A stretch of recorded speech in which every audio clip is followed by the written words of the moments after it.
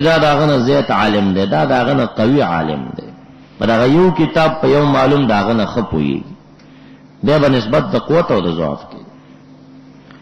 نو ایمان عبارت دی د امنت بالله و ملائکته و کتبه و رسله و الیوم الاخر والقدر خیر و شر من الله تعالی والبعث بعد الموت.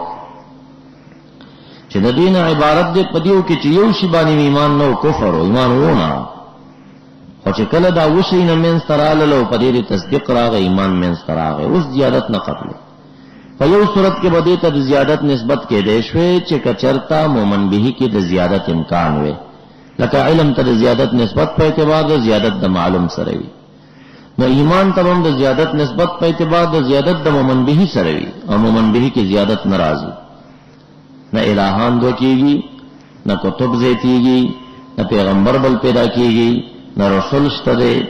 اسه چې دی عمر دی چې هر کله مومن به کې زیادت ناراضي، نو ایمان کې په کومه معنا زیادت راشي؟ کته وې دل تراغلی خو مجاز. قرآن کریم د څومره مجازیات نه ډک. انی ارانی عصر خمرا، ما خوب کې ځان ولید چې شراب مې نه چوړول. شراب څوک نه چوړي که انګور نه چوړي؟ هغه انګور ته شراب ویلي دی. ولی؟ ځکه د انګور په اعتبار د ما یقول الیه سره شراب ګرځيږي، اوس نه تعبیر شوی دی په شراب باندې. دا مجاز دی کنه. قرآن کریم د مجازیات نه ډک دی. فما ربحت تجارتهم، تجارت یې ګټه ونه کړه. نو دا ګټه تجارت کوي که تجاری کوي؟ نسبت څنګه تجارت ته کیږي؟ او یا لکه لختی ته تجری فی الانهار، نو جریان د نهر ته د جری د ما نسبت چې کیږي دا مجاز دی. نهر جاری نه وي، اوبه جاری په نهر کې. خلاصه دار چې دا نسبت چې دلته کم شوی دا نسبت مجازي دی. حقیقتا معنی دار چې قویت ایمانهم ایمان قوی شي، یا زادت زید شي من حيث الانجلا، رڼا د ایمانی زیات شي، خپل ایمان چې کم دی قوی وګرځيږي. دا چې قوت او ضعف ایمان قبل دلیل په سره بخاری شریف حدیث دی. مر منکم منکرا فليغيره بيده فإن لم يستطع فبلسانه فإن لم يستطع فبقلبه وذلك أضعف الإيمان. دا اضعف دی، چې دا اضعف دی فلا سره منع د منکرات او اقوا ایمان. دا ضعف دی، دا قوت دی. امام ابو حنیفه رحمۃ اللہ علیہ دی قائل. البته دا مسله چې ایمان زیاتیږي او کمیږي یا نه زیاتیږي نه کمیږي، دا فرعی مسله ده. ګوره دا اختلاف فرعیه دی، دا بنا دی په یو اصلي اختلاف باندې. هغه دا چې ایمان بسیط دی که مرکب، دا یو بنیادی اختلاف دی. وابیان چې انکه منطقی نه دی ویلی بسیط او مرکب پیژنی نه، ا بنیادی اختلاف نزان نه خبري او دل تنختی دی چې ایمان زیاتیږي او کنه. اول التبحث وکړه چې ایمان بسیط دی که مرکب دی. که ایمان درنه مرکب ثابت کا، کبیا تجاړ او که خان دې ایمان ته زیادت معنی بیا، او که ایمان تا ورته بسیط ثابت کا، نو کده اسمان توخیجو که پزما کنه او دې ایمان زیادت به نشي ثابتول. خبره بنیادی د ایمان په بساطت او په ترکیب کې را. امام ابو حنیفه رحمۃ اللہ علیہ وی چې ایمان بسیط دی، دا مرکب د غیر نه دی. ایمان عبارت دی تصدیق القلب نه فقط. اقرار باللسان ورته شرط خارجی دی، رکن نه دی. عمل بالارکان ورته اسباب خارجی دی د کمال ایمان لپاره. خپل ایمان یو انجلا دا، یو کیف دی، په شی تصدیق تویل کیږي. دا بسیط. بعض محدثین اول حدیث دا وایي چې ایمان مرکب دی د تصدیق بالقلب و اقرار باللسان والعمل بالارکان. نو چې هر کله عمل پکې داخلي په ایمان کې او مرکب د عمل نه ګرځي، نو عمل کې خو زیادت ښکارا ته ګوري چې سړي عمل کم دی او د بل زیات دی. نو چې عمل زیات شو ایمان زیات شو په دغه معنا باندې چې ته عمل د ایمان نه جز کې، نو د جز په کمی باندې شی کمیږي او د جز په زیادت باندې شی زیاتیږي. نو چې عمل کم دی ایمان کم دی، او چې عمل زیات دی نو ایمان زیات دی. بیا خپل زیادت قبلای. اوس دا خبره بنیادی پکار ده چې عمل په ایمان کې داخل دی کنه، نو موږ وایو چې عمل داخل نه دی. کچرته عمل په ایمان کې داخل وي، محدثین ول حدیث ته موږ وایو چې تاسو اعمال په ایمان کې داخلوي نو عمل تاسو څه شي نوم ګرځوي؟ نو دوی وی ادا د ماموراتو او ترک د منهیاتو. منهی پر خودل یعنی حرام نه کول دا د ایمان جز دی، او مامورات او واجبات په ځای راوړل دا د ایمان جز دی. هر چې خوارج دی هغه مستحبات عملم د ایمان جز ګرځولې، هغه په ترک د مستحبم ګوره سره کافر کوي. خوارج چې کوم دي په ترک د عمل. محدثین امام بخاری وی چې عمل په ایمان کې داخل دی، خدای حدیث په شان نه وی. ای وی عمل په ایمان کې داخل دی خو په ترک العمل کفر ناراضي. او وابیان وی چې عمل په ایمان کې داخل دی خو په ترک د عمل انسان کافر کیږي. مونږ چاونه کدی وی کافر ډیر سيزونه یادې وی په کافر کیږي. او بیا د پاسه جهاد هم پروا کوي. نو دوی وی چې امتثال د اوامرو اجتناب د نواهیو دا د ایمان جز. دوی نه دا پښتنه پکار دا چې دا مؤمنان په خپل مینز کې یو بل وجنی دا منهی ده کنه ده. نو وای بچ منهی ده حرام کار ده، وای دا منهی چې چاپره خودل نو ترک د نواهیو دا ونه کنه چوي نه کا پکاردار چې کم سړی د نواهیو ترک ونه کی د ایمان جز پد کې نه دراغله نو ایمان دې پکې را نشي. او خدای تعالی فرمایي ان طائفتان من المؤمنین اقتتلوا، کله مؤمنانو دوه ډلې وي په خپلو کې په قتال وي. دا خپلو کې اختلاف کړي، اختلاف منهی دی. خپلو کې قتال کړي دی، قتال منهی دی. خو دې دواړو ډلو ته چې قتال کړي په منهیات اتیان کړي باری تعالی بیا مؤمنین وي. کدا عمل چرته چې ترک د منهیاتو دی جز من الایمان وي نو دی وخت د دینه تعبیر په مؤمنین نو پکار جز نه دراغلی کنه. لکه تصدیق مونږ جز غنو، یو سړی په مومن به کې په یو سیس تصدیق نه لري نو مؤمن ته کله ورته ویل شي؟ نو چې عمل جز دی نو دوی ته دی مؤمنین نه ویل کېږي. یو دویمه دارا چې عمل د ایمان نه جز غني. هغه خلکو نه مونږ دا پوښتنه کوو چې ته عمل د ایمان نه جز غني. نو مونږ دا پوښتنه رستانه چې یو سړی دی. نبی علیہ السلام فرمایي ترمذی شریف حدیث دی خلق څلور ډلې دي، اول مومن آخر مومن، اول کافر آخر کافر، اول کافر آخر مومن، اول مومن آخر کافر. څلور ډلې دي. اول مومن ټول زندگی په کفر کې تیرا کړی، اول کافر او د ځنکدن پټیم کې د مالم یو غرغر نه وړاندې چې روح چرغړک ته نه رسیدلې کلمه وای مومن کیږي. دا ایمان عندنا مقبول دی، عند الوهابیین مقبول دی، عند جمیل امت مقبول دی. ځکه حدیث ثابت دی. نو دغه سړی چې د ځنکدن پټیم باندې ایمان راوړی دی ای وابیانو مؤمنی غنی کنا ابو چې آو وی چې مؤمنی غنی مونږ ته د عملو خای نه امتثال د اوامرو کړی دی او نه اجتناب د نواهیو کړی دی. اجتناب د نواهیو خو ځبیام لا څه د لاس نه لري شي، خو لکه امتثال د اوامر یوم نه منځ کړي نه روزنی ولیدا. او حدیث کې ورته مؤمن ویل شوی دین ورته مؤمن وای پکاردار چې دې سړی ته مؤمن ونه ویل شي. عمل جز ګرځي کنه.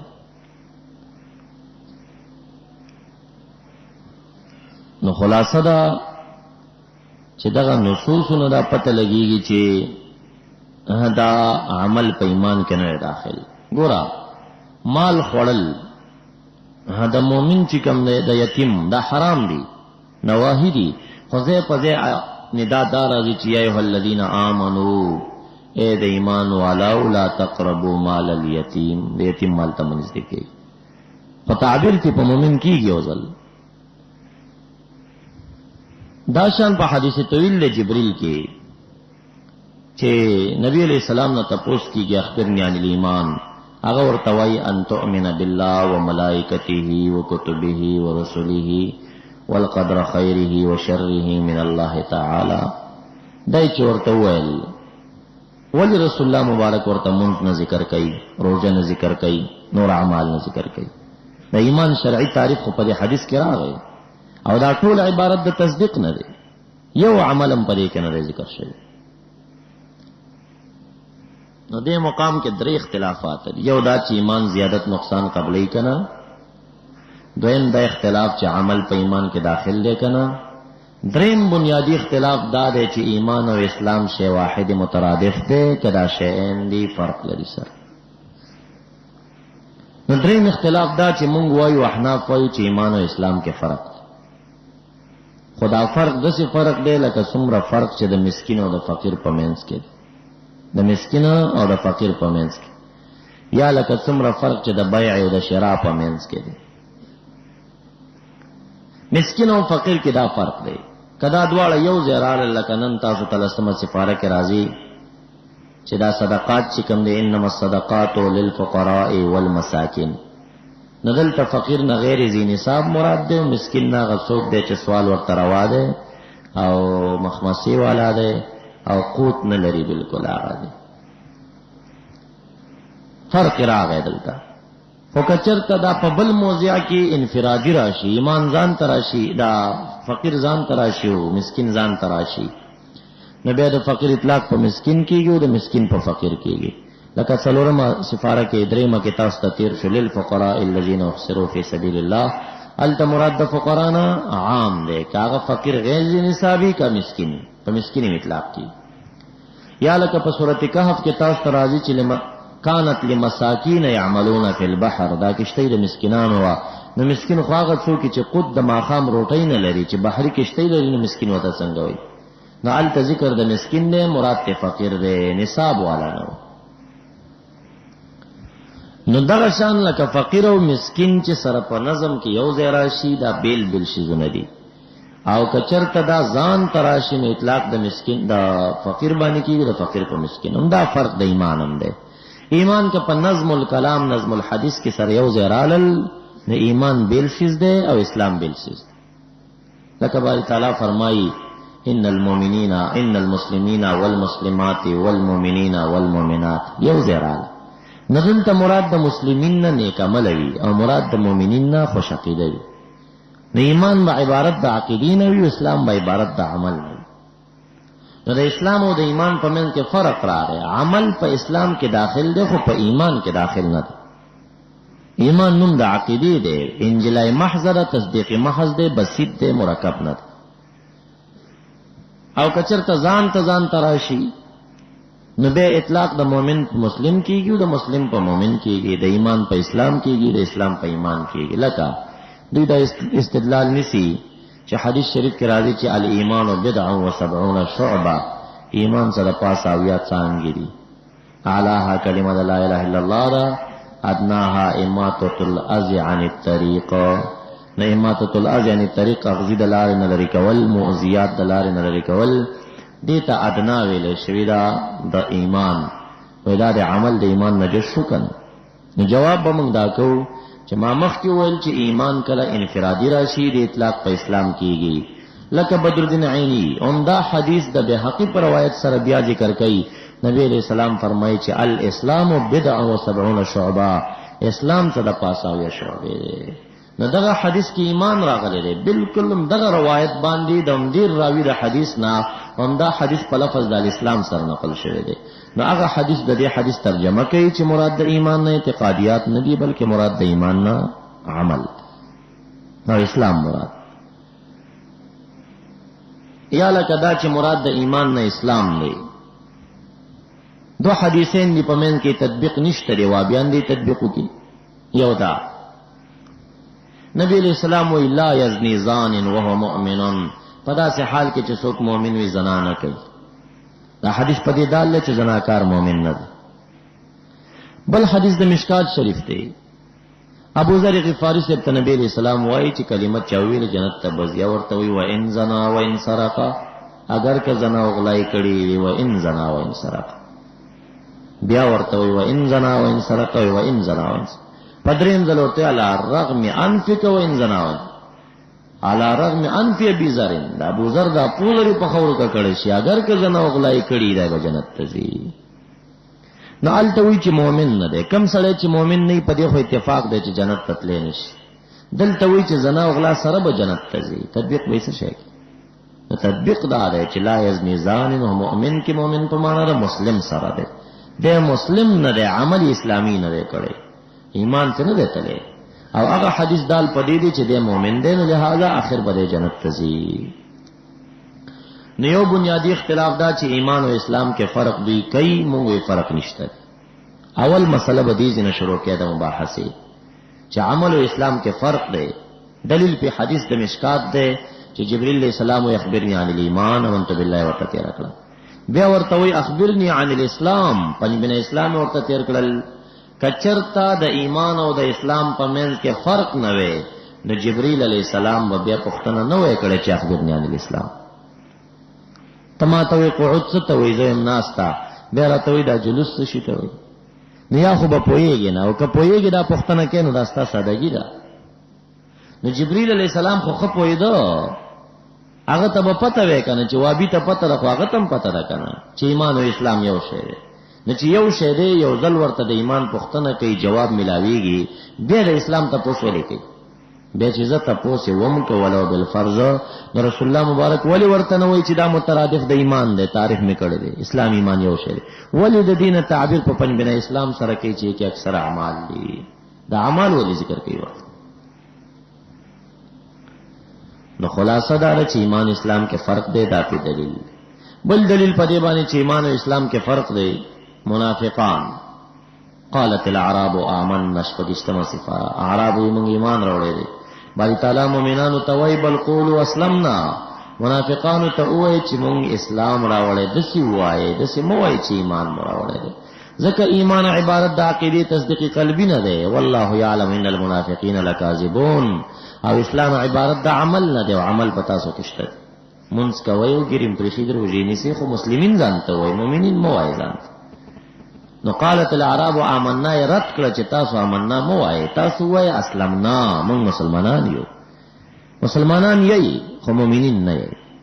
نو دا آیت هم دلیل په دې باندې چې ایمان او اسلام منځ کې فرق دی، او منافقان مسلمین دي، په اسلام مشرف دي خو په ایمان مشرف نه دي، تصدیق قلبی نه لري.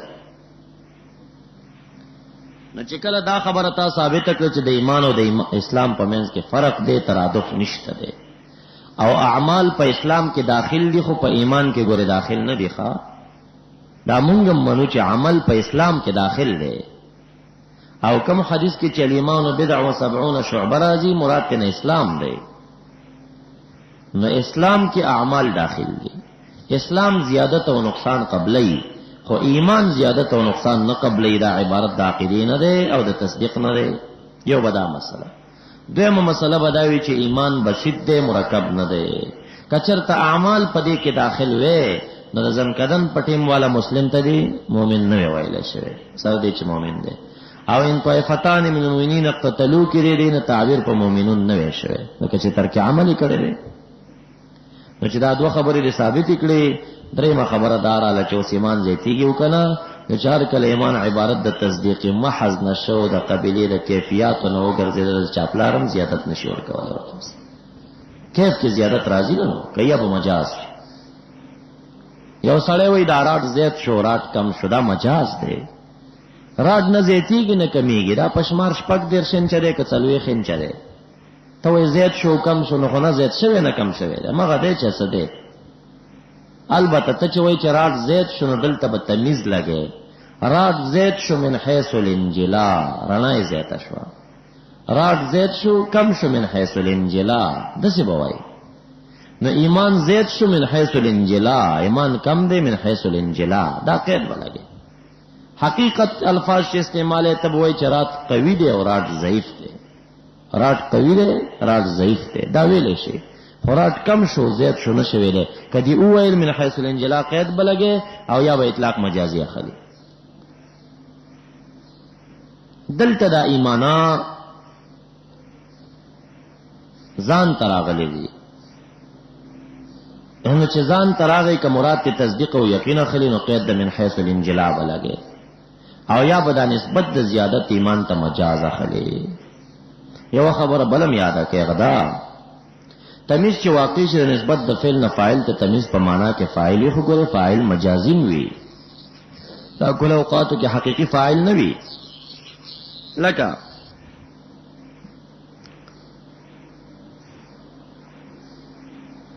ربح زید تجارتن، زید ګټه وکړه د جهاد ته تجارت نه، نسبت د ربح د زید ته پدې کې وهامو تجارت نه تمیز ده، چاته نه تمیز شو. اوس معنا دار چې ربحت تجارتهم، تجارت ګټه وکړه او تجارت ګټه نه کوي، تجار ګټه کوي. تمیز د نسبت د فعل نه فاعل ته په معنا کې فاعل وي. تجارت فاعل واقع شو خو فاعل مجازي واقع شو، ګره حقيقي نه دی. نو دلتم دا ایمان د نسبت د زیادت نه ضمیر لره پدې کې ابهام د ایمان ته تمیز دی. تمیز د نسبت د فعل نه فاعل ته په معنا کې فاعل وي، معنی زیادت ایمانهم دی، خو فاعل مجازي وي نه حقيقي. یا بل وای امتلأ الاناء ماء، لوخي ډک شو د جهت د اوبونه. نو دا اوس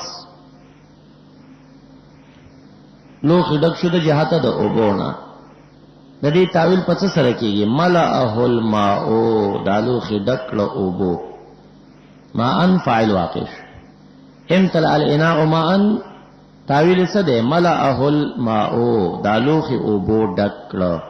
نو دا لوخي اوبو ډک کړي کتا ډک کړي، نو نسبت د ډکوالی اوبو ته مجاز دی. ا سبب د ډکوالی جوړ شوی، نو ډکړی تاری په حقیقت. نو دا د نسبت د فعل نه فاعل ته تمیز چې نسبت د فعل نه فاعل ته په معنا کې فاعل واقع کیږي، خو هغه فاعل مجازي وي، حقيقي نه وي. ارزه کې دلتم د ایمان چې فاعل واقع شوی دا فاعل مجازي دی، نسبت د زیادت ایمان ته مجاز.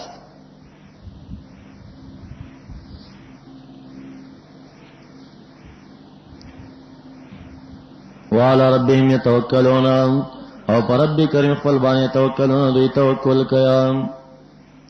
امام رازی رحمت الله علیه په دې زبانی او خبر عجیبه بلم کړی دا غدا چې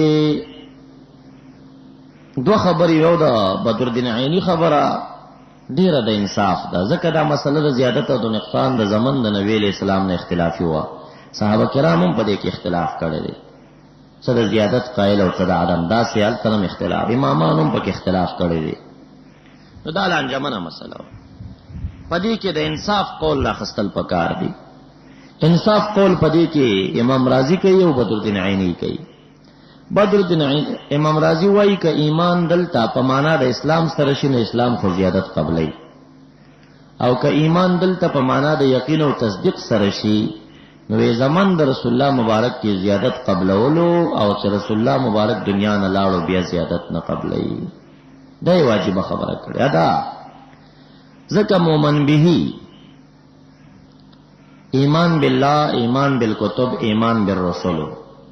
نو دا ایمان بالکتب کې قران کریم او رسول الله مبارک لا چې وفات شوه نو د دې نوړند قران کریم تمام نو څه سپاری نازلې وڅنا، نو چې نوې نازلې هغه چې نوې نازلې دي باغی باندې چې تا ایمان راوړو خو مومن به کې زیادت وکړ، او کله چې مومن به کې زیادت راځي نو په ایمان کې زیادت راځي. او چې کله رسول الله مبارک دنیا نه لاړو وحی بند شو، مومن به تام شو، اوس په مومن به کې زیادت نه راځي. نو وای د ایمان ته د زیادت صحابه کرامو ایمان چې زیاته ده نو وخت کې زیادت امکانو پکې، ځکه وحی جدیده راتلا او ورته پته لګیدا چې د آیتونه دی ایمان پر وړي وي به ایمان راوړو ور باندې. دویمه خبره امام بدرالدین عینی کوي، هغه ډیر ناشنا د انصاف خبره کوي، وایي چې زد او عناد د دې کې څوک نه کوي. ایمان دو قسمه ده، یو ایمان ناجی من خلود النار، ایمان منجی من خلود النار. یو ایمان دی چې هغه منجی من خلود النار دی، او یو هغه ایمان دی چې هغه سبب د دخول الجنه دی، یعنی منجی من النار دی. یو هغه ایمان دی چې تا د نار نه بچ کی بالکلیا، یو هغه ایمان دی چې هغه د خلود النار نه تا بچ کی، خو د نار نه د نشي بچ کوله. دا خبره باندې ځان پوي کوي. یو هغه ایمان دی چې تا د خلود النار نه بچ کی، یعنی همیشه به جهنم کې نه، یو وخت به بهوزي. یو هغه ایمان دی چې تا د نار نه بچ کی، بالکل دغه اور نه خیتا تا، اور نه دی پس خلاصي. نو هغه ایمان چې تا د نار نه بچ کی، هغه خو ایمان د کاملینو دی چې بالکل جهنم ته بنځي او جنت ته وځي، ایمان د کاملینو. نو دا کامل ایمان وای. کم ایمان چې د نار نه تا بچ کی پاره کې عمل داخل دی، هغه زیادت هم قبلې نقصان هم قبلې. نو دا صحابه کرامو ایمان دی. نو صحابه کرامو ایمان خو ایمان کامل او دی زیادت او نقصان قبلو. دا هغه ایمان دی چې منجی من النار دی. یو هغه ایمان دی چې منجی من خلود النار دی، همیشه جهنم نه د خلاصول شي، خو د نار نه دی نه خلاصي. لکه ایمان د فاسقانو، زناکار او بدکار سره مؤمن دی خو فاسق دی، اوس د خلود نه بچ کی، همیشه به جهنم کې نه، وخت به جنت ته ځي، خو د نار نه نشي بچ کوله. نو هغه ایمان چې منجی من خلود النار دی، هغه تاغي کې عمل داخل نه دی، هغه بسيط دی، هغه نه زیادت قبلي او نه نقصان قبلي. نو دا څو طریقې د تطبیقونو شوي ودا چې د امام سر قول حمل کې پدې چې حقیقتا ایمان زیادت او نقصان نه قبلي. کوم علماء چې ویلي چې قبلي دا مجاز دی، یا دا تطبیق پکې وکړي چې ایمان کامله چې کوم دی زیادت نقصان قبلي، او ایمان ناقصه یعنی هغه ایمان چې هغه ایمان ضعیف ایمان دی هغه زیادت او نقصان نه قبلي.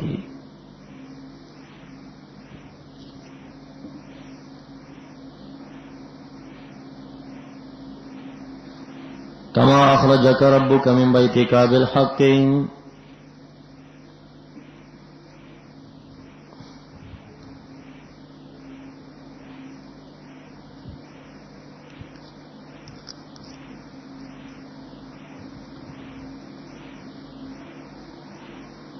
داوی چې د ایمان او اسلام په منځ کې کم نسبت ده، داغه متضایفین جوړیږي.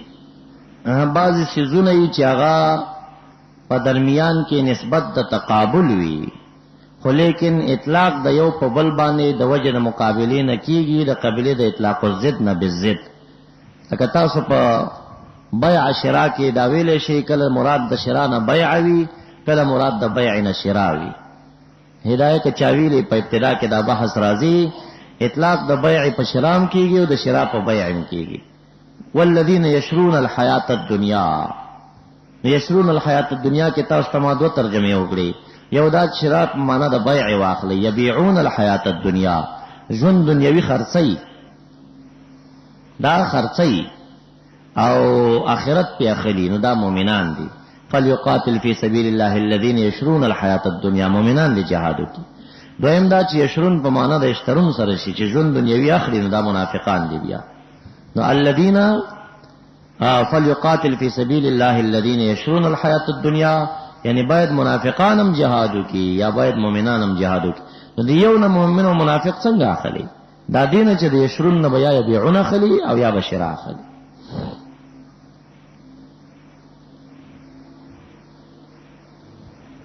او نسبت دا عموم خصوص من وجم ورکی جوڑی دیش. دا مراد دا ایمان نا ایمان کامل واخلا، صحابہ کرام و دا اولیاء و ایمان واخلا، نو هم ایمان دے هم اسلام دے. ذکا ایمان تا کمال پاغی پر رازی نا چی عمل پاک داخل نئی، نو اسلام عمل لے کنا، هم ورطا مسلم ویلیشی هم ورطا مومن ویلیش. نسبت تو عموم خصوص من وجہ دے. دا مادہ اجتماعی دا. مادہ افتراقی پا جانب دا ایمان کے فاسق دے. نو فاسق چې کم دی نو هغه مؤمن دی، مسلم نه دی. او ماده افتراقی په جانب د چا کې دا اسلام کې هغه منافق دی، منافق مسلم دی خو مؤمن نه دی. نو عموم خصوصا من وجه ورکراله. کما اخرجک ربک من بیتک بالحق، دا کما د ممثل د پاره مفسرین حیرانیږي چې دا تشبیه د چا سره ده. یو قول ورکړه دی چې تقدیر ولګوا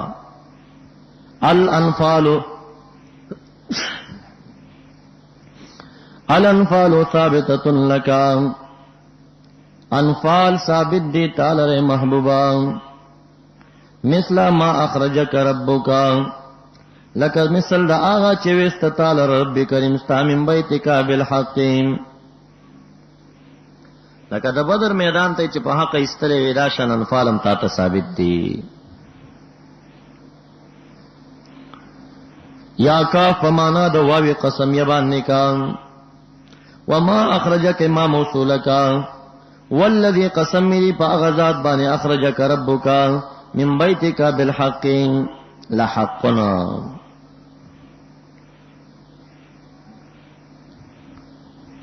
یا هذا الوعد للمؤمنین حقنا، دا د جنت او د مغفرت او د رزق کریم وعده مومن د پاره دا سه حق دا کما اخرجک ربک من بیتک بالحق لک چست او تعالی رب کریم استاد کورستانه بالحق بالحکمه وان فريقا يقينا يودل ادم مؤمنين لکارهونا خاما خبد غنون کې او خروج لران د وجه د فقر نه د وجه د مخالفت نه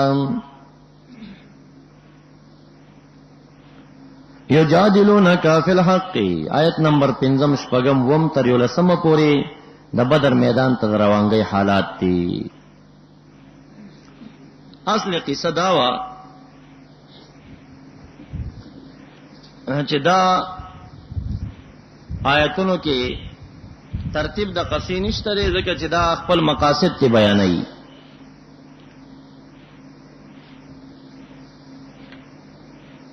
دغه غزوه د بدر نه څورز وړاندې نبی اکرم صلی الله علیه وسلم چند صحابه کرام د طائف او مکی معظمه ته او قافله را روانه و د قریشیانو جهاد اعلان د جنگ اعلان خو شوی وسره دای لګلو چې ورشه قافله سره د خلکو راولای دالس والا نفر لاړل د طائف پلار کې اورو د غر سر باندې پټ خود شپې دلته ورسېدل سبای پټیم باندې چورخکار شو ګوري چې قافله را رسیدلې ده او د دې غر لاندې لمنه کې دلته اړولې ده سلوي خو خان دي په اسباب او بار دي او درې کسان ور سره دي دوی لس نفر د دوی د قافلې مشر چې په خانه به د قافلې ورته راوستي حضرمی نومې ده هغه مړ شوی و نو د هغې نه بعد به ابنا د حضرمی ترې زامنو څلوره دی به دا د کاروان کار کولو پخوا به قومونو هر سره پر خپل سړی مقرر جنډې به خپل سړی و او چې مړ شو زوی به یو بیا به یې نوستی و په دې طریقه دی چې بره ورښکاره شول د صحابه کرامو غټې غټې زلفې وي لنډې نه دی دریو کسانو خپلو کې یو بل ته وویل چې یاره والله اصحاب محمد دا خو د رسول الله ملګري ښکاري دی یو وي دی بل ورته وویل چې د رسول الله ملګري و مکې معظمې ته راتلل دا ډېر بعیده خبر ده دروغ دی وي دا هغه نه دي دی اوس د غونډۍ په سر دي د هغې خبرې اوري د دریم ورته وویل چې دا یو بله قبیله و هغې به هم زلفې پرېښودې دا به فلانې قبیلې والا وي صحابه کرامو چې دا خبرې واورېدې د غونډۍ په سر پټ شو وی موږ سمدس یو ملګري ته سر وخرېلو زلفې موټه کټ هغه هم په دې غونډۍ ور روان هغه چې ور روان شو چې ور نږدې کېده نو دا دوه ملګري دی بل ته وایي چې تا وایي چې دا اصحاب محمدین دي که دا د رسول الله ملګري وی نو زلفې به وی وګوره زلفې نشته نو زلف وجه نه ورته صحابي د رسول الله وی خو چې زلفې ته کټ شوې بیا ورته صحابي هم د سره نه وي ځکه دا د صحابو لویه علامه وه چې دوی به زلفې پرېښودې مسنونه طریقه وه لما جما وفرا درې قسمه زلفې به هغې پرېښودې چې دی ورغې په خبرو شو دا نور ته نه تو شو ګرفتار یې کړل هغوی چغې کړې نږدې کم کورونه و هغې خبر شو خدا قافله هم څلوېښتو خان ته نه راوستل او په دې رش کې د حضرمي یو زوی هم مړ شو او دا دوه کسه بندیان راوستل مکیوال چې خبر شو پسې راووتل دی په تیزۍ ته مدینې منورې ته را روانو په دوی کې یو نفر سره د اوښه ورک شو هغه مکیوالو ونیو بیا په تبادله د هغه دوه بندیانو کې هغه خپل نفر پر اخلاص کا هغه بیا راخوشي شوی دی اصلا بنیادی د بدر د غزوې د جنگ د لانجه او د مسله د مؤمنانو د مکیوالو سره چې ګرمه شوې ده دا د ابن حضرمي د مرګ نه ده چې دلته زمونږ یو سړی وژلی دا ګواښونه به ابو جهل کول چې زه به د انتقام اخلم نو اسباب برابرول دې ته چې موږ مالدار شو پیسې پیدا کو او مؤمنانو سره جنگ وکړو ابو سفیان مشر کو شام ته ټول مکیوالو چندې واچولې چې لاړ شو تجارت سامان راوړه، دا بخر کو څومره ګټه چې وشوه فیصدي به چنده کو او بیا به د مؤمنانو مقابله جنگ ته تیار شو. قافله واپس را روانه وه. د سعودي عرب دا جغرافیایي حالت داسې دي چې مکه معظمه په دې اړخ باندې ده، مدینه منوره په دې اړخ د شام په اړخ، شام هم داسې دی. هلته چې کله ته مونځ کوې نو ستا په چپې اوږې باندې به نور راخېږي، ته به داسې ولاړې هلته. دا قافله چې کوم د شام نه راتله په مدینه منوره خو لنډه لار وه، خو راتلی خو نه شو ورباندې. مخکې یو خلیج دی چې د جدې کم خلیج دی، نو هغه طرف ته د سیند په غاړه باندې ولاره وه، هغې لاره باندې دوی را روان. نیت یې دا و چې دا مدینه منوره شوه، هغه مکه معظمه شوه. بدر چرته راځي؟ بدر تقریبا د مکې معظمې مدینې منورې مینځ راځي، خو لږ د قبلې د نور پرېوتو په اړخ. دلته به هم داسې تاویږي، ته نه هغلته به هم ورنه داسې را تاویږي. نو دا بدر چې دی تقریبا 230 کیلومتره مدینې منورې نه لرې دی، او داسې د مکې معظمې نه هم 250 کیلومتره لرې دی. خو داسې په دې لاره نه دی، لاره بالکل پاتې کېږي، هغه چپ پاتې کېږي. دا قافله چې د سیند په غاړه باندې راله مقصد یې دا و چې مدینه منوره بچه شوه. دا به اوس بدر ته تو کمه، په بدر و په لنډو باندې مکې معظمې ته وځم. نبی اکرم صلی الله علیه وسلم ته الهامات او وحی وشوه چې هغه قافله چې د مجاهدینو د مقابلې دپاره دوی تیاره کړې ده، دا چنده که مکې معظمې ته ورسېږي روغه، نو دوی راوځي مقابله شروع کوي. نو داسې وکړئ چې ووځئ او دا قافله په لاره کې راستنه کوي. نبی اکرم صلی الله علیه وسلم چې مدینې منورې ته کله راتلو، خلکو بیعت ورسره کولو، نو شرط دا ښودل شوی و چې دننه داخل کې پتا چا حمله کوله، مونږ به هر قسم قرباني کوو، خو مونږ به بهر کلو ته جنګونو ته نه بوځئ. اول نه معاهداتو کې دا خبره مو وه. نو رسول الله مبارک ته خو اول واحد او ډېر اعلی قوم ته یې وویل چې داسې یو قافله روانه ده، که تاسو ما سره بدر ته ځئ. 313 صحابه کرام برابر شو او روان شو. دوی روان شوي د قافلې د گرفتارۍ دپاره دي. په دې منځ کې آیتونه ورته نور رااله. هغه نور آیتونو خلاصه دا چې دا آیت ورته راغی چې اذ یعدکم الله احدى الطائفتین انها لکم وتودون ان غیر ذات الشوکة تکون لکم. ستاسو دا خوښه ده چې د ازغو والا چې نیزې او تورې ورسره نه وي، چې دا ذات الشوکه نه وي، بله یې وډلئ، یعنی قافلې تجارت والا قافلې باندې ووړئ. خوښه هم دا ده، خو د خدای تعالی دا خوښه ده چې حق خپل ځای ته ورسوي. ویرید الله یحق الحق بکلماته ویقطع دابر الکافرین. نو محبوب ته په وحی خفي کې دام ویلی شوي چې یو د قافلتینو به در کومه، یا بعیر در کوم یا به نفیر در کوم. عیر هغه قافلې ته وایي چې هغه د تجارت وي، نفیر هغه قافلې ته وایي چې هغه د جهاد وي. انفروا خفافا وثقالا، نفیر وکئ. نو ورته وایي چې یا به د مقابله د نفیر سره راځي او یا به د عیر سره راځي، خو راوځه. نو صحابه کرام د عیر باندې رایستلي وو چې د هلته قافله روانه ده. دوی را روان شو د دې ځینه په لاره باندې په یو ځای کې بیا قافله واړوله.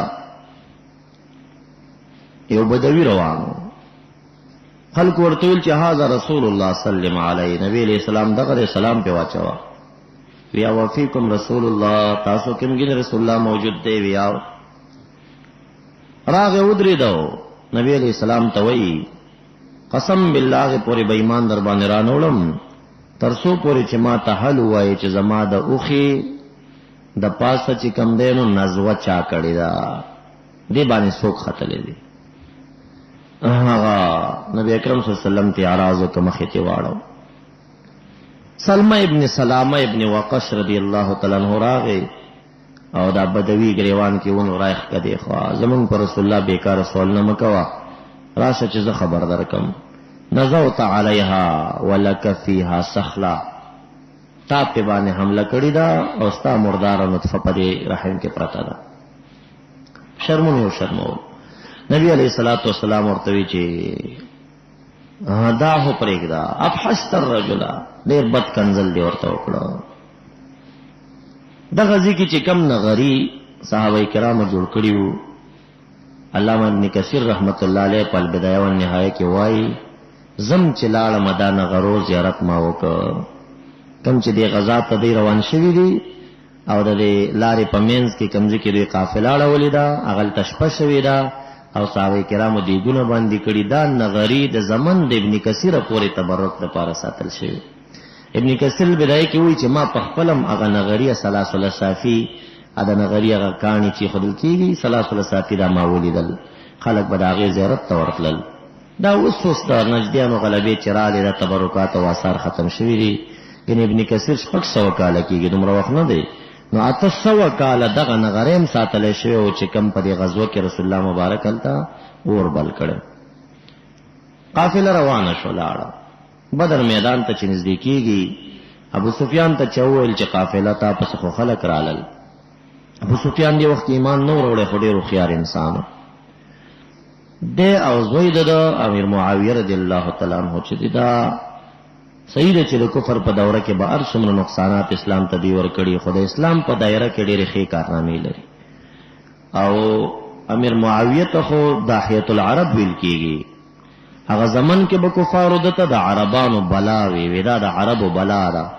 دی چې کله امیر شو نو دومره اسلام ته سیاست د ورکه چې ډېر زیات کفار به د امیر معاویه صاحب نه یېرېدل. دته داحیة العرب وایي، لقب د دا د عربانو بلا و سیاستدان، سخت په باچای پوهېدو دا انسان.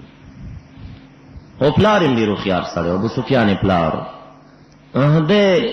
قافله داسې یو غر و د هغې غونډۍ شاته هلته واړوله، راغی د کوهي غاړې ته. دلته دا بدر کې کوهی و، دلته چې راغی یو څو زنانه و او صحابه کرام هم د اوښانو قافله د غونډۍ شاته اړولې وه. حضرت علي صاحب ولېږه چې اوبه راوړه. حضرت علي صاحب چې لاړو هغلته د اوښان چوک له اوبه یې راویستې، واپس راغی اوبه یې راوړې. دلته د لرو کورونو ښځې راغلي وي جامې انځلي. ابو سفیان چې راغی وی دلته خو څوک خلک عربان نه و راغلي، وی څوک پېژنم نه، خو یو دوه کسان راله اوبه یې ویوړې. وی اوښان ورسره وي وی اوښې چېرته چوکړی نه و، وی دغه ځای کې اوښ چوکه.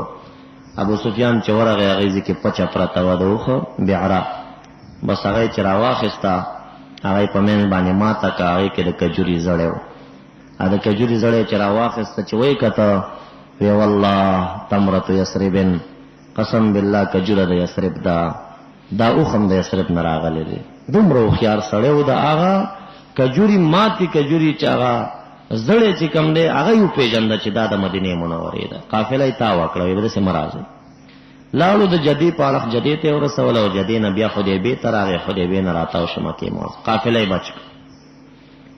صحابه کرام رالل د بدر میدان غاړې ته. په یو ځای کې صحابه کرام داسې ځای کې و چې اوچ میدان و، که باران شوی وی د خټو امکان هم پکې و. یو صحابي مبارک راغی وی یا رسول الله علیه السلام دا تا ته وحی شوي چې په دې ځای کې واړې وه که نه ستا خپل حکمت د جهاد دی؟ وی وحی نه ده شوې. وی بیا زما مشوره دا ده چې دا ځای د جنګ نه دی، د باران پته نه لګېږي، که باران چېرته وشي دې کې اسونه خویږي، سړي خویږي، دا خټه ده. دې شګې ځای ته به لاړ شو. د دې ځای نه کوز شو، هغه میدان د شګې ته ورکوز شول. هلته د نبي اکرم صلی الله علیه وسلم یو ترور د عاتکه نومېږي، د عباس صاحب خور ده. 3 شپې وړاندې د دې حادثې نه عاتکه خوب ګوري. سحر را پاسې د عباس ته وایي وی یو خوب مې ولیده چې د جبل ابي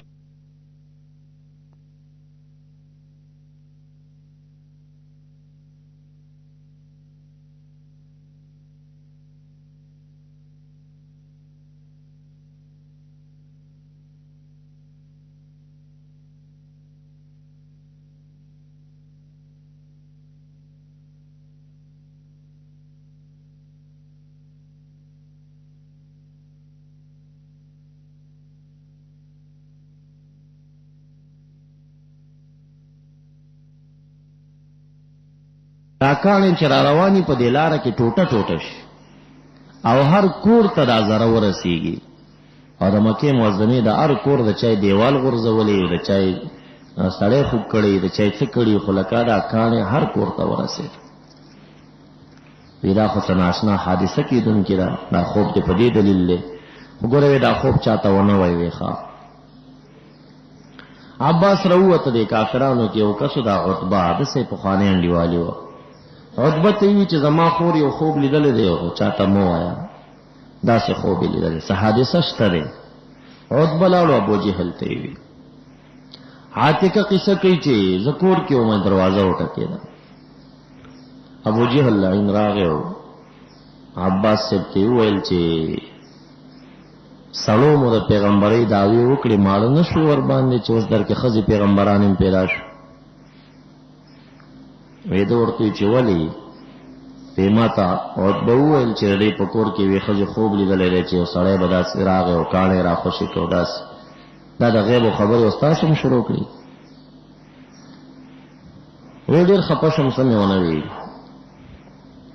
وی ما ته یې وویل چې 3 شپې به انتظار کوم. 3 که 3 شپو کې دا خوب رښتیا شو ښه ده، که رښتیا نه شه مکیوال به راغونډ کړم، خط به ولیکم چې ما اکذب بیت فی مکة المکرمه من هذا البیت. د قریشي خاندان نه غټ دروغجن په مکیوالو کې نور نشته دی. دا بورډ بس تاسو په کور لګوم، د دروغو خوبونه ګورئ. عاتقه وایي ما ورور ته وی چې تا ته خو ما وی چې دا قصه چاته مه کوه. بیا هم انتظار کې و چې څه به کېږي. 3 ورځ د شپې مازدیګر ټیم دی چې ابوجهل راغی او عباس ته وایي چې یوه شپه دې پاتې ده، که بېګا ته دې خوب رښتیا نه شو نو په کور به دې بورډ لګوم د دروغجنو. د شپې اخري حصه وه چې یو سړی په آس باندې سور دی او همدغې غره سر ته وختو. یا اهل مکه چغې وواله. خلک چې راووتل ابو سفیان را لېږلی و چې لاره راته نیول شوې ده او راووځئ. وی چې قافله مو چور شو، تباه او برباد شوې او مکیوالو ټولو سرمایه هم دې کې ورکړې وه. سرمایه مو ختمه شو، د نبي علیه السلام ملګري راوتلي لاره کې چور کړو. بس خلکو نه د عاتقې خوب یاد وته. خوب خو هسې هم رښتیا شه.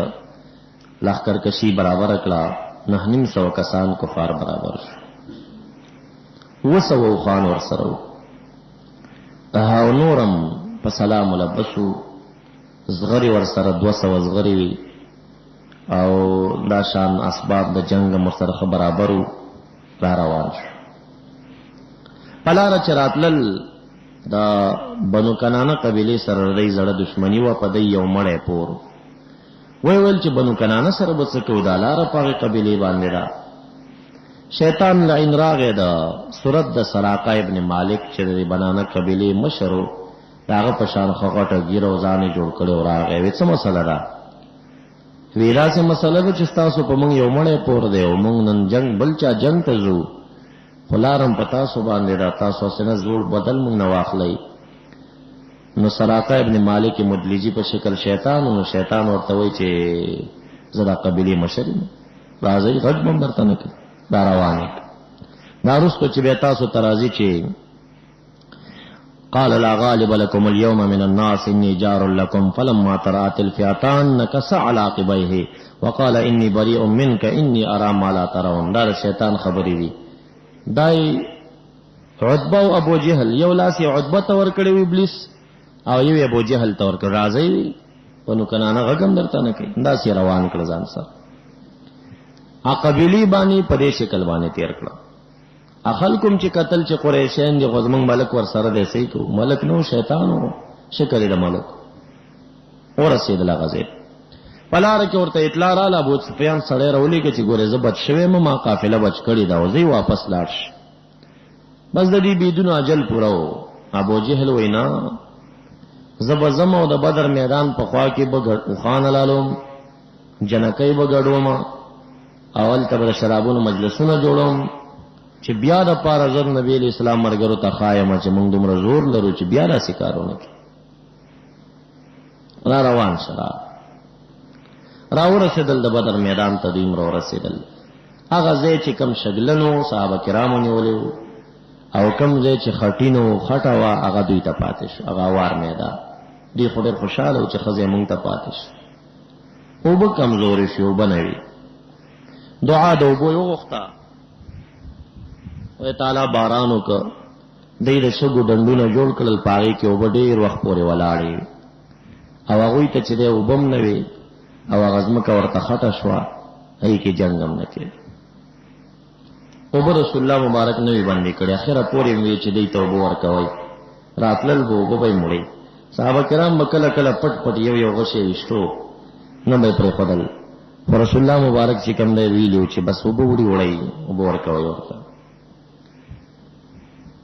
دواړه قبیلې سره مخامخ شو د ماښام په ټیم باندې عتبه خپل زوی ولید دا عتبه د هندې پلار دی هنده د معاویه صاحب مور ده د ابو سفیان ښځه ده دین بې ایمان راوړی دی دغه ولید راولېږه ابو جهل ته ووایه چې قافله بچ شوې ده مکېوال دا بچي بې ځایه مه وژنه مقابل کې هم د نبي علیه السلام سره د مکې ځوانان دي مه کوه داسې زه چې ځو نو ابو جهل ورته وویل ولید ته چې پلار ته دې ووایه چې ټیکری پیدا کا په سر یې کا د ښځې غوندې کور کې کښېنه تا ته چا ویلي چې جنګ میدان ته راځه بس دا پیغور عتبه ته مرګ و ورته وویل چې سبا ته به د جنګ میدان کې پته لګي چې ښځه زه یم او که ته یې چې اول د جنګ میدان ته څوک وځي سبا یې چې صفوف برابر شو نبی اکرم صلی الله علیه وسلم 3 صفونه وتړل د صحابه کرامو او دې صحابه کرامو کې عکاشة رضی الله عنه یا حضرت زید رضی الله عنه چې دومره غریب چې یو لنګ والے او قمیص نه و دین وړاندې دې قصه کې وی ما چرته جنگ په سترګو نه ولیدلې چې جنگ څنګه یو لا صف څنګه تړل کېږي خو ایزه کوږ ولاړو نبی اکرم صلی الله علیه وسلم به بار بار امر کو چې نیغ ودرېږئ صفونو کې دې غریب کوږ ولاړو وی همسا ورسره وځئ په همسا باندې ووالم او راته وویل چې نیغ شه زما وی زړه ډېر خفه شو چې زه خو په دې جنګ نه پوهېدم نو بس رسول الله مبارک خو قمنده وه قمندان دپاره دې خبرې اجازت وي صفونه برابر شول پهلواني به هغه وخت کې کېده د ټولو نه اول عتبه د کافرانو د خوا نه راووته او ورور شیبه هم ورسره و او زوی ولید هم ورسره و 3 واړه راووتل چې راووتل اعلان یې وکړ البراز څوک شته دی چې نن مونږ ته راوځي میدان ته یا مونږ په خپلو لاسونو جهنم ته ورسوي یا زمونږ په لاسونو ځانونه جنت ته ورسوي دا اعلان یې وکړ د مدینې منورې د انصاریانو نه 3 صحابه کرام ځوانان راووتل په شمول د مقداد ابن اسود رضی الله عنه بعض نور چې راغلل عتبه ورته وي تاسو څوک یې وی موږ د مدینې انصار یو وی تاسو زموږ سیل نه یې موږ د مکې سرداران یو موږ خپل سیل غواړو تاسو زموږ مقابلې ته مه راځئ مونږ ته د مکې معظمې خلک راشي قریشین دې راشي رسول الله مبارک اعلان وکړ قم یا ابا عبیده ابن الحارث قم یا حمزه او قم یا علی عبیده ابن حارث رضی اللہ تعالی عنہ را پاسو اور حضرت حمزہ رضی اللہ عنہ را پاسو اور حضرت علی کرم اللہ وجہ را پاسو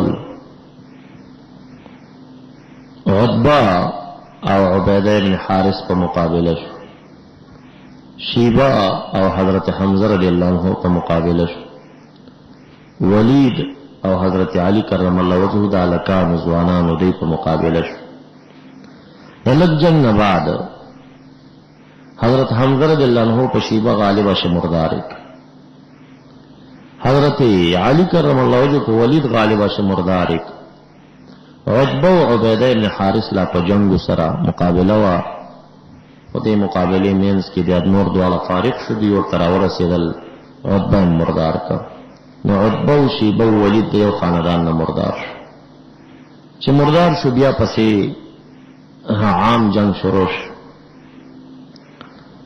لا د جنگ شروع نه وړاندې په دغه صحنه کې چې جنگ شروع کیږي محمد رسول الله صلی الله علیه وسلم ته دا یو پیزاکې په لرګو اچولې او سفر یې جوړ کړی او پردار ور باندې ابوبکر صدیق رضی الله تعالی عنہ مقرر. دا اول جنگ دی، اول غزا ده. رسول الله مبارک 2 رکعات منځ او د مانځه نه بعد لاسونه اوږده کړل. ابوبکر صدیق صاحب وایي چې دومره وغځول چې ما د نبی علیہ السلام د خرګونو سپینوالی ولید، دومره لاسونه اوږده کړل. په عجیب الفاظ یې وویل ای زما خدایه دا څومره کاله مې چې دعوت چلولی دی دا 314 کسان برابر کړي. مقابل کې کفار ډېر قوي دي او ډېر زیات دي. زما د غریبې ډلې امداد وکړه او که نن دې زما د ډلې امداد ونه کړ نو والله العظیم چې ورځ د قیامته پورې به نوم هم څوک په خوله وانخلي. صدیق اکبر رضی الله تعالی عنہ وایي ما د رستۍ لمن نه نبی علیہ السلام ونیولو. حسبک حسبک یا رسول الله، بس ته ستاسو دعا قبلېږي. بس بې لاسونه اوږده کړل. خدایه که نن دې زما د دې ډلې امداد ونه کړ تا روز قیامت به دې نامه څوک وانخلي. وی ما بیا د لمن نه راښ کړ چې بس ته کافي ده دا دعا. چې په درېیم ځل باندې المغازي د واقعي تفصیل سره لیکي چې عانقه ابو بکر او بکر صدیق صاحب نبی علیہ السلام په غېږه کې کلک و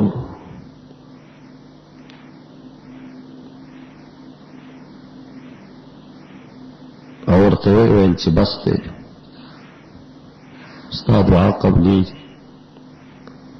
درېمې دعا نه بعد چې مخامخ وکتل په غونډۍ ګردونه و.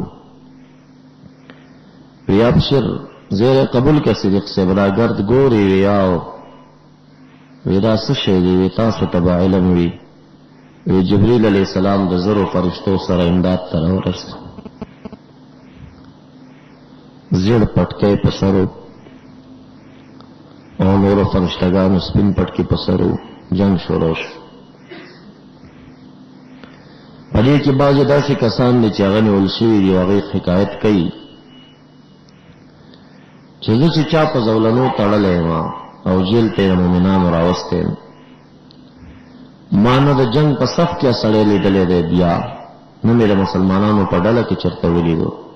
وروستو مې چې قرآن کریم آیتونه ولیدل چې فرشتې راغلې وې دغه وخت کې زه پوه شوم چې زه به فرشتو تړلی یم. په ځان باندې به کافر خبر نه و، ساده خوانه به په توره وهل شوی و، سټ به قلم. جنگ د صحنې په منځ کې عبدالرحمن ابن عوف رضی الله تعالی عنہ وایي چې یو دوه ماشومان رالل، معاذ او معاوض ابن عفرا. ما ته وویل ابو جهل کم یو دی؟ ما ورته وویل چې ابو جهل څه کوي چې مونږ مور را لېږلي یو چې لاړ شي ابو جهل مردار کوي. دی نبی علیہ السلام ته ډېر تکلیف ورکړی دی. ما ورته وی چې ماشومان یې هغه سره خو باډیګاټان دي. وی نه نه مونږ ته وښایه. وی د ګوتې په اشاره مې ورته وښودو چې دا پاس سور دی، دا ابو جهل دی، دا لنډ دی چې ولاړ دی، دا عکرمه دی ابن ابي جهل دا یې زوی دی. عبدالرحمن صاحب وی ما بله لخ کتل چې مخ مې راته و که د بازانو غوندې هلکانو حمله وړې وه په ابو جهل یې ګزاره کړې وه. ابو جهل ته مې کته چې د وینو ډنډوکې کې لمدې پروت و لتېوال. عکرمه به پر یو ماشوم باندې ګزار وکړ او د رامه ټولګېده، دا هډوکی مات شو، یو پوټکی ورته پاتې شوی و. دا لاس یې د دې قدم د لاندې کړ، رایخ کړ، لاس یې ځان نه لرې وغورځولو، چپ لاس باندې بیا مقابله شروع کړه. خو په انتها کې مؤمنان کامیاب شول، کافرانو شکست وخوړه او امیہ ابن خلف غوندې کسان هم پکې ونیول شول. او دا امیہ ابن خلف دا هغه څوک چې بلال حبشي رضی الله تعالی عنہ وی په سختو ګرمو شګو باندې د بادارو او عادې به سملولو د تکلیفونو ورکول. او چې کله به خلکو نیولې او بندي راوستو نبی علیہ السلام ته بلال صاحب دلری نولی دا جمعه ابن خلق پکې چغې کړې وې چې لا نجوت ان نجا لا نجوت ان نجا لا نجوت ان نجا. بلال کامیاب نشنو کنن دې اخلاص پرې دې مات ډېر په دې رش کې ځان پر آدم نه کو چا ورته پرې نه دې پاوي کې اویا کا سمردار کړل مورخین وی چاوی بندیان راوستي او امام واقدی وی چې 15 بندیان راوستي دي پلار را روان ورالل کله چې مدینه منورې تر ورسېدل بندیان په خپل خپل ځای تقسیم کړل کوټو کې واچول. د عائشې بي کوټې سره نږدې و کوټه و په دې کوټه کې عباس صاحب واچول. عباس صاحب هم بندیانو ته راوستي شو. بی عائشہ صدیقہ قصه کوي چې ټول شپه نبی علیہ السلام اړخ پاړخ وخت خوب نه ورته ویزه په پوه شوم چې عباس په زولنو تړل شو نو هغه به زګیروي کول. نبی علیہ السلام په دې تر باندې خفاو زوینا سهار کې لاړم او پلار ته ملي ابوبکر صدیق صاحب چې لکه چې عباس سخت چا تړلې او بیگا ټول شپه رسول الله مبارک خوب نه کړي. هغه راغ او صحابه کرام راغون کړل چې د عباس زولنی اساني کوي به لک خوشي کو مشوره صحابه کرام سره شو چې څه کوي فدیه خلې کو وجنه مشران او صحابه کرام او نبی علیہ السلام دې را ورکړل چې فدیه واخلې مسلمانان مغالب شي مالدار بشي دی به خوشی کو پیسو باندې. پدې کې عمر فاروق صاحب راغی وې زما پکې د ترور زوی راغله دی هغه وځو وجنم. نبی علیہ السلام ته وستا پکې تر د عباس صاحب تاغه وجنم. صدیق صاحب ته وستا پکې زوی د عبدالرحمن تاغه وجنم. هر څوک خپل خپلوان وجنم. بیا دا آیتونه داغه په تعریف کې نازل شول چې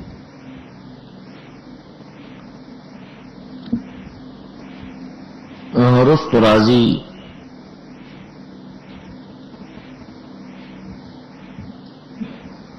ما كان للنبي يكون له اسرى حتى يدخن في الارض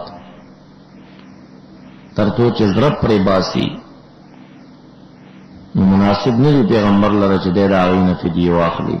تريدون عرض الدنيا لولا كتاب من الله سبق لمسكم فيما اخذتم عذاب عظيم. صدیق اکبر سیبوی ز مسجد تراله مګورم چې رسول الله مبارک جاړي ما ورته چې ما یبکی کس شری جړی ما ته وویل چې جبرئیل علیہ السلام راغی او ویل چې باری تعالی را لګلم چې تاسو دا فدیه خسته او دا خلک موجل نه دي نو خدای تعالی تاسو پکې یعنی دا یو عذاب براغله وي چې ټول د مدینه خلک به هلاک شوي او ورکه یو عمر فاروق به بچ شوی. کاغه دا فیصله کړی و چې دا عمل کوي. غنیمتونه خستل کېدل پدې کې عباس سے توي چې فدیه خستل کېږي فدیه وروړه وای ما څه نشته ویولې ته چې د کور نه راوتې درشل ته چراله بیا وګرځېدې او خپل بیبي ام فضل ته دی یو غوټه ورکړه او ورته دی وویل چې کزه چرته مر شوما په دې باندې گزاران کوا هغه غوټه کې څه شو دې قسم خوري چې دا زما د بیبي مینځ کې پټه خبره و. نبی علیہ السلام او تختار کړه یو شاپ جواب ولګه چې هغه وروړي یو پکې د بیبي زینب رضی الله تعالی عنها چې نبی علیہ السلام لور وا داغه خاون د نبی علیہ السلام زمم بندیانو کې راغلی هغه چې خوشی کوي زه خو غریب انسان لرم په 400 قانون داري فدیه پرولې جواب ولېګلو زینب بیبي په واده کې ورته نبی علیہ السلام یو هار ورکړو بلکې خپل مور ورکړو نور پیسې نه وي د سرو زرو غاهاري راولېږلو. کله چې نبی علیہ السلام دا رفیدي دا سامانونه داسې کتل هار پکې راغی. دا هار چې اوچت کوی ژړل. وی دا بی بی زینب را لېږلې وی وی دې هار ما ته بی بی خدیجة الکبرا را یاد کړه. دا هار هغې ډېر په مینه ځان ته جوړ کړی و او کله چې بی بی زینب واده شوه نو دا هار بیا دې ته ورکړ. دې په خاوند ورته دا کېښوده چې ما ته د خپله لور را یاده کړه. تا خوشي کوم خو یو شرط دا دی چې زما لور ما ته راوله. هغه بیا هغه وعده پوره کړه. چا په لاس باندې کړه وی دا ورسوه مدینې منورې ته. دې وخت کې بی بی زینب حامله م وه. په لاره چې را روانه شوه یو ظالم د مکې معظمې ورغی. بی بی زینب یې د اوښ نه لنډې راوغورځول چې هغه مونږ نه دومره مړي کړي دي او مونږ به لا تا پرېږدو چې هلته لاړه شي. بیا والته خو په مشوره د بعضې کسانو باندې یا د شپې پټه راووته راله. نبي اکرم صلی الله علیه وسلم سره وه. وفات یې بیا په مدینه منوره کې وشو. ورپسې کال باندې بیا خاوند ایمان راوړه. دغه واقعه د بدر ده چې دې صورت کې هغې ته اشارات کېږي او دا د جهاد انتظامی شکل له ورکړی شوی دي. یجادلونک فی الحق بعد ما تبین. یجادلونک جګړې کوي تا سره فی الحق دی.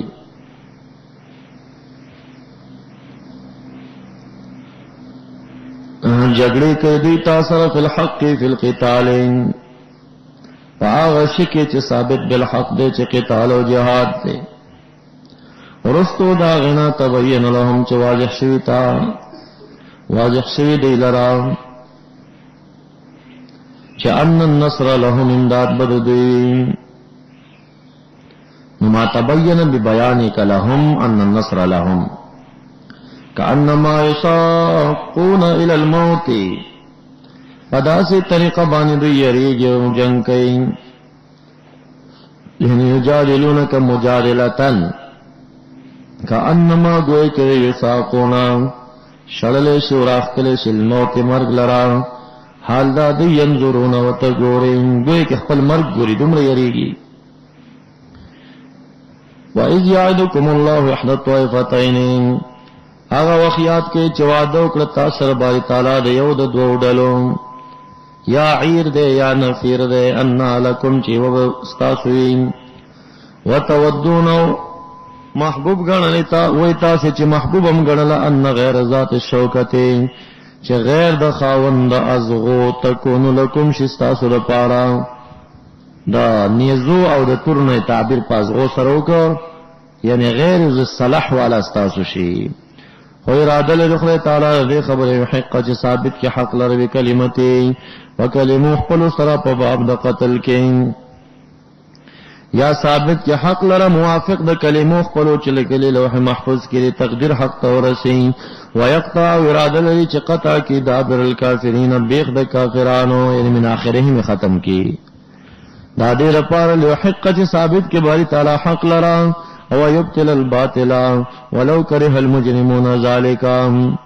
واذکر ذا وخیات کې استغیثونا چې استغاثم کوله مددونه مغختلا ربکم رب کریم خپلنا فاستجاب لكم پس قبول کرستاسو لپاره رب کریم ستا دعا ستاسین. فاستجاب لكم هذا الدعاء پدې باندې چې ان یقینا ذا ممدکم معین ستاسین بألف من ملائکه فزرد فرشتگانو مردفینا په حال کون لري کې چې د یو بل پسې ردف پر ردف نازلیدون کې دي متتابعین يردف بعضهم بعضا.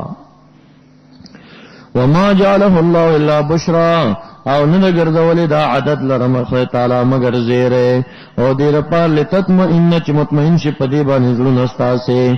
ومن نصر در حقیقت نه دی امداد الله من عند الله ان الله عزیز حکیم.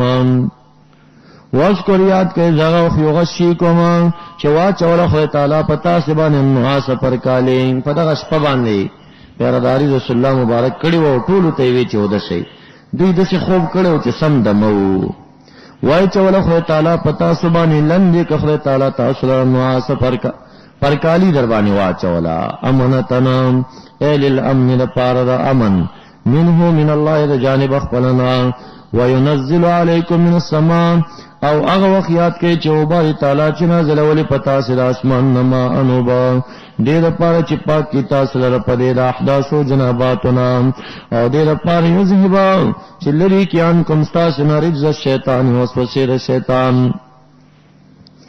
او چې بیا به بنی بیا بسکو ولیر بیتا او دیر پاران چې قوت واچی خو تعالی لا قلوبکم پزل مستاسه په یقین او په صبر سره یا لیر بیتا چې وتړي نو واچی پزل مستاسه باندې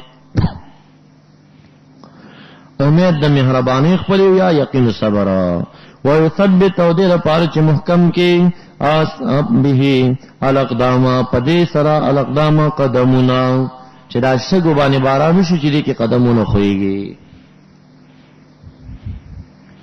او هغه وخت یاد کې یوحي ربک الملائکته چې امر کو رب کریم ستا فرشتگان لرا پرې خبره باندې چې بیان قولو او ای مؤمنانو ته انی معکم یقین استاسرم په امداد کې فثبت الذین آمنوا پس محکم کې هغه کسان امنو چې ایمان وروړي بالاعانه او التبشیر فرشتو ته امر دی سألقی زر زبوا چم پزرنو دا کافرانو کے رعب استاسو تا امردار چه فدربو اوہی کفار فوق لناقر پاسر گردننو وادربو اوہی ددین کل بناننا ہر بندو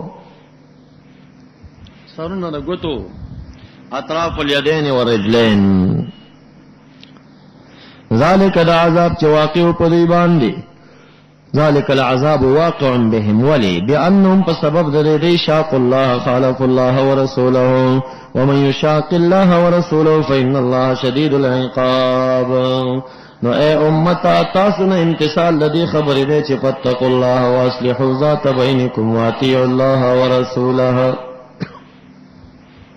ذکر مخالفین ته سزا شتا ذالکم دا عذاب مختلف انواع چی دی فذوقوه مقرر دیتا سوتے کفارو فذوقوه سکے دی لرا پا دنیا کے او یقیناً کافرین دا پار عذاب النار دے پا آخرت کے دا دنیاوی عذاب شرم یا ایوہ الذین آمنون بالقانون یو قانون خو قماندہ منل شو او بالقانون چی کم دے اصلاح ذات البین شو بل قانون دا چې د مخ کې نه به د امیر اراده دا وي چې جهاد به د غنیمت به په صحیح طریقه تقسیموم بل قانون دا چې فرار یوم الزحف نه بزان ساتي اے د ایمان والو اذا لقیتم کله چې ملاقات شوي تاسو الذين كفروا د کفارو سره زحفنا پالکون تاسو کې چوي تاسو مجتمعین او یا معنا زحفن په جنگ کې او زحف ورته ذکر چې د وجر کثرت نه پکې په کوناټو څخه خېدلم راغلی یو بلکې نوتل راځي کله چې ملاقات شوي د کفارو سره زحفن فالکون ستاسو کې چوي مجتمعین یا په جنگ کې نو فلا تولوهم الادبار ما اړوي دوی لره شاګانی منهزمین ومن یولهم چا چې واړول دوی لره یو میزن پتا اورز باندې دوبره شاخ پلام فقد باء پتاقق دے اگر زیدو گرفتار سے بغضب من اللہ او مأواہو جہنم و بئس المصیر بد مرجاہی دغدا مگر دو صورت مستثنا دی الا متحرفا مگر آغا چی بیارا گرزیدن کیوی پچل سر لقتال جنگ تا او متحیزا یا پنانیون کے لافیت نیو جماعت بلتا دا مسلمانانونا یو جماعت پیوا پوستا باندې کمزوری راشي قومندان امرو کې چور سپلانې پوسټې ته نشاغي تورزي خوشاب ګرځي کړ دې پوسټې نه چې کوزيږي واغې تزي شادي ګرځيږي نو مې یولهم یوم یذن دوبره نه استثناء دا یو سړی دې چې پچل باندې لکه درار ابن ازر رضی الله تعالی عنہ کې دا چل ډیر زیات دی بچ کله پهلوان سره په مقابله شو چې وس به په کېده خو به که خو که وس به په ونه شو پوه شو چې دا سړی ډېر قوي دی بیا به څه چل کولو. پخوا به داسې و چې 3 کیلومتره لرې به دې خوا ته مؤمنان ولاړو، 3 کیلومتره لرې به داسې کافر ولاړو، 1.5 کیلومتر به دې خوا نه پهلوان راغی، 1.5 کیلومتر هغې خوا نه، په دې مینځ کې به 2 پهلوانان جنګېدل، دې نورو به یې سیل کولو. نو 3 کیلومتره خو ډېر مزلي که نه، 1.5 کیلومتر فاصله لري، بس په سترګو ښکاري په ډاګ کې او نور ښه پوره فاصله وي. نو په یو غزا کې درار ابن عزور یو پهلوان ته ووته، د هرقل خاص پهلوانو نامتو، یو اس ورسره و، هغې به 10 ګزه خیز والو، دومره غټ اس ورسره، دیم ډېر قوي و. نو دی وی وس نور باندې ونه شو، چې وس ونه شو نو اس یې ترې راتاو که، چې راتاو که د مسلمانانو په خوا پتې شکست باندې په منډه شي. هغه وی چې سړی تېښته کوي یاره هم پسې ښه تیز را روان، چې د هغه د اس دا شونډک د اس د لکۍ ته را نږدې شو، اوس ګزار پې کوي. په دې وخت کې دی وی ما د دې اس دا قیزه را ټینګه کړه، چې ما د اس قیزه را ونیوه نو اس خو بریکو والو که نه، چې اس څنګه مې دا قیزه را ټینګه کړه، نیزه را سره وه، داسې مې د زین سره ایښې وه، پیره اړخ مې شاته کړی و. وایي چې څنګه مې دا اس دا قیزه را ټینګه کړه، نیزه مې شاته ویست، نو د هغې اړخ نه خوا پرې را روان و که نه، چې را روان و دا نیمه نیزه د اس په دې سینه ورننوت. وی ما ته وی چې مؤمنانو خدعه، مؤمن خو چل نه کوي. وی ما ورته وی چې الحرب خدعه، جنگ ته راځي او چل نه ماني، جنگ خو یې چل ټول. بیا راته وی چې ستا چل خو څه فایده ونه کړه. وی ما یې ته لږ وخوځېږه چې کلپ شوه سلندې وغورځېد، هغه مړو سینه کې نیزه ننوتې وه. بس وی بیا پرې راتاو شو، ما سره اس و، هغه سره اس نه و، منډې ډېرې ووالې را ووالې، خو چې څه امداد ته خلک را رسېدل ما ته سر قلم کړی. نو دا اوس درار ابن عزور خو شا واړوله، خو دا په فقط باء بغضبن کې نه راځي، دا متحرفا لقتال دی. مگر هغه کسان چې بیا را ګرځېدونکي وي په چل سره لقتال جنګ ته، او متحیزا یا پناه نیونکي الی فئة جماعت د مسلمانانو بلو ته، د بل امداد ته ځي یا پناه نیسي. فقط باء چا چې شا ورواړوله نو ګرفتار شه بغضب من الله، مأوا د جهنم دی، وبئس المصیر، بده مرجع دغه ده. اوس دا خبره چې هر سړی په جنګ کې شکست خوري او فرار او مزحف کوي نو مأوا به جهنم یو، بده مرجع به وي. نو اکثر مفسرین وایي چې هي علی عمومها، دا عام دی، ځکه چې دا فرار یو مزحف د اکبر الکبائر نه دی، د غټو نه غټه ګناه ده. البته دومره چې دلته د خلود ذکر نشته دی، په غضب گرفتار شو مرجع جهنم ده او بده مرجع دا ده، چونکې کافر نه دی بیا به جنت ته لاړ شي، ګناه یې لویه ګناه کړې. خو عبدالله ابن عباس رضی الله تعالی عنہ وایي چې نه، دا آیت چې کوم دی دا مخصوص دی بغزوة البدر، یعنی مطلب دا دی چې فرار یو مزحف حرام دی اوسم، خدا په هغه ورځ دا سزا و چې مأواه جهنم وبئس المصیر، مؤمنان ډېر کمو. یو وجه دا و دا حکم ډېر سخت و، حکم په ابتدا کې سخت راغلی، رستو آسان شوي بازی. ګوره رستو تاسو ته وایي چې د 10 کافر نه به یو مؤمن نه تختی، بیا ورته آسانه کړه چې 2 نه به نه تختی. نو دا په ابتدا کې مأوا جهنم و بالکل کافر کې دی پی، خو په انتها کې آسانه شوا، اگر که حرمت پاتې دی خو دومره تشدد نشته دی. دا چې غزوه بدر پورې ولې خاص دی، ابن عباس لري 2 وجې وایي. یو وجه دا بیانوي چې دغه ورځ مؤمنان ډېر کم وو، که دومره جدي امر نه راغلی سن شکست را نه شي. او دویمه لویه وجه دا ده چې دلته رسول الله مبارک موجود و، نو کوم سړی چې شکست خوري نو د خپل ځان د رسول الله نه قیمتي ښکارېږي، دی په خپل مرګ یېرېږي خو په رسول الله مبارک گزار کېږي نه یېرېږي. نو دغه ډېر خطرناکه خبره ده، په دې وجه باندې دلته دا تشدد راغی.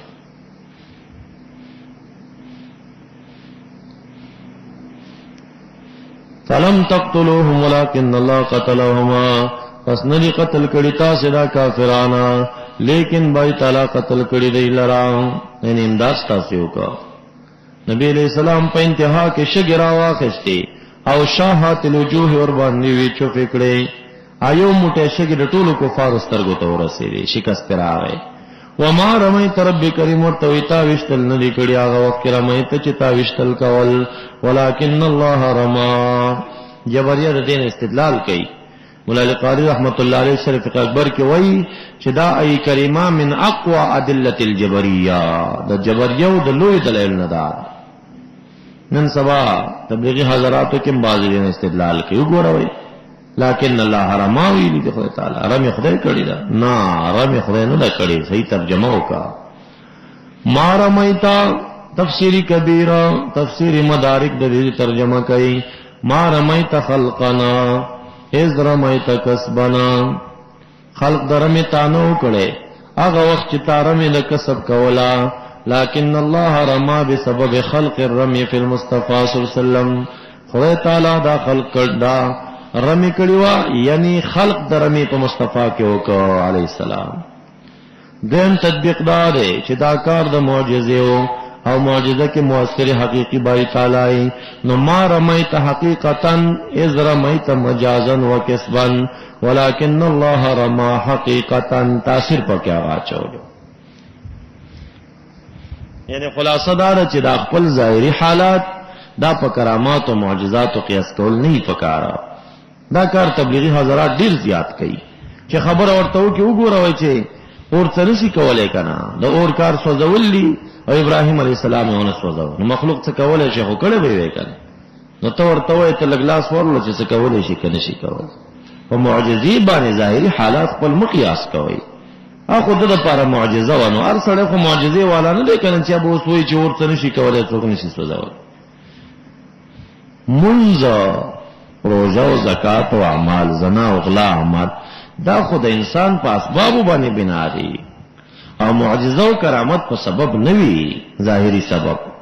نو پاغي کې مؤثر حقيقي باری تعالی وي او د نورو کارونو کې مؤثر حقيقي تي فقط دومره چې باری تعالی خلق کړي دي شی پیدا کړي دي.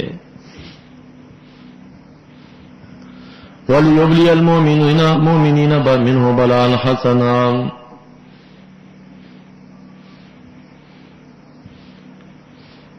دا چې باری تعالی ستا په لاسونو کې دومره طاقت واچو او هغوی ته شکست ورکاو دې لپاره لیبلیا چې احسانو کې خدای تعالی مؤمنانو باندې د جانب خپلنا بلاء حسنا احسان ښکلی چې غنیمت دی.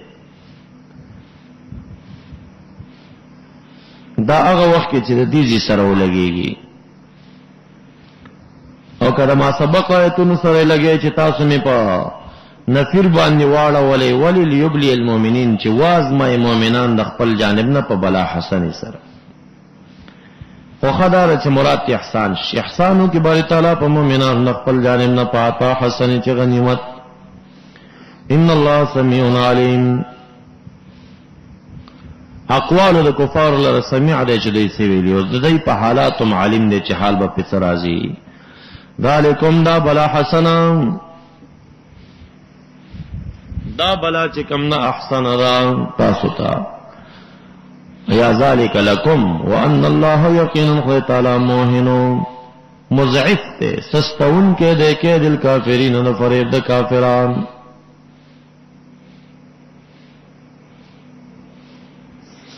ان تستفتحوا فقد جاءكم الفتح.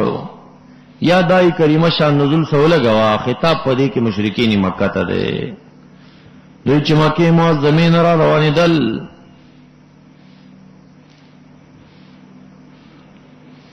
نو دوی ودا لا پی کولی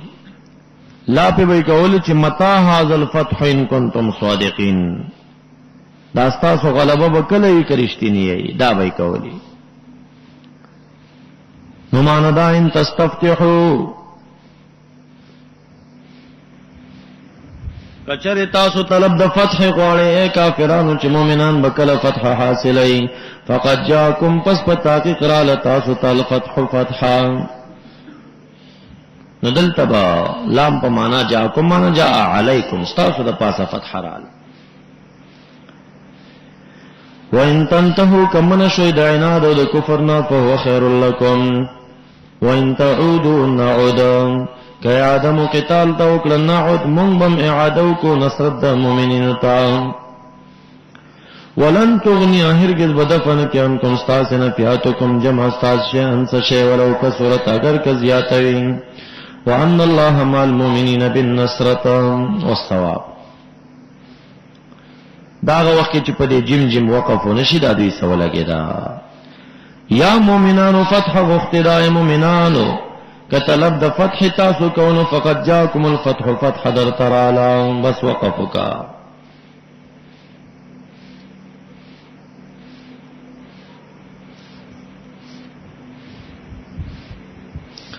وَإِن تَنْتَهُوا او اے کفارو کتا سمنع شوید کفر نپو خیر لکم وَإِن تَعُودُوا إِلَى الْقِتَالِ نَعُودَ دا جنبانی وقف سربا ان تستفتحو کی خطاب بے مومن توی اول قول چه خطاب پا کی کفارو تا دے وقف نشتری دا ابن عباس سے منقل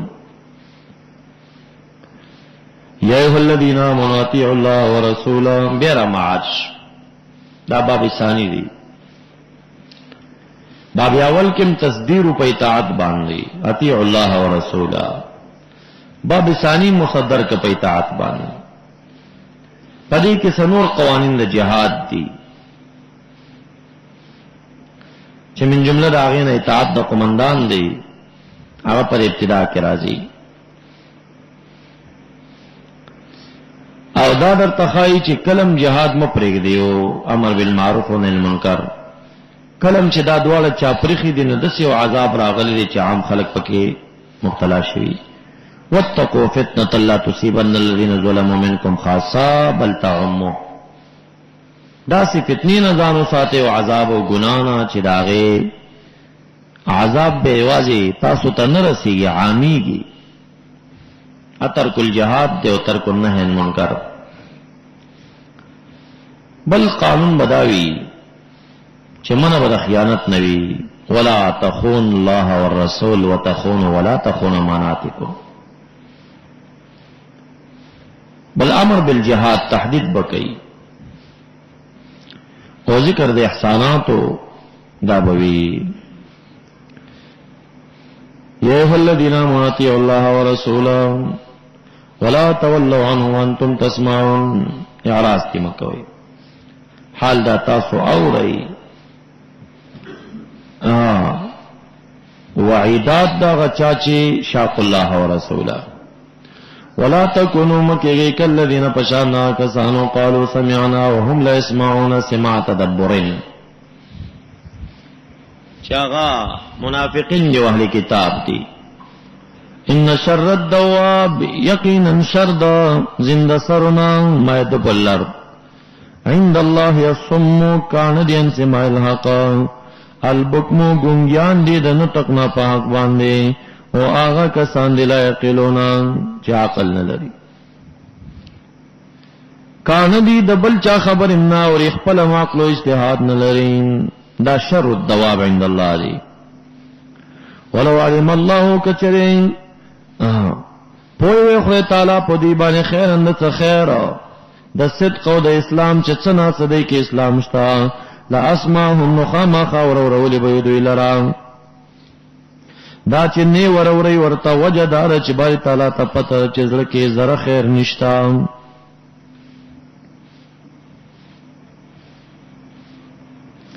یا من دا لو علم اللہ فی سابق القضاء فیہم خیرا لا اسماهما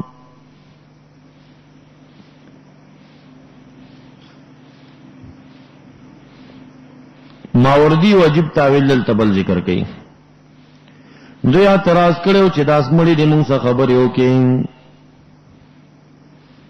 لو علم الله فيهم خيرا لاسمعهم كلام الموتى دمړو خبره به مورولې وې هغه معجزه به متخکار کړو مړي به وسغه کېدلیو خدای کې خیر قتل نه لیکنه ایمان نه وروړي بیا ولو اسمعهم بالفرض کور اورولې وې دی لرا لتولوا دی به مخونه اعراض کولې دا غینا وهم موردون دی عادت دی اے د ایمان والا استجیبوا لله طاعتو کې لله وللرسول جواب قبول کړي اطاعت سره. اذا دعاکم کله چې دعوت درکې تاسو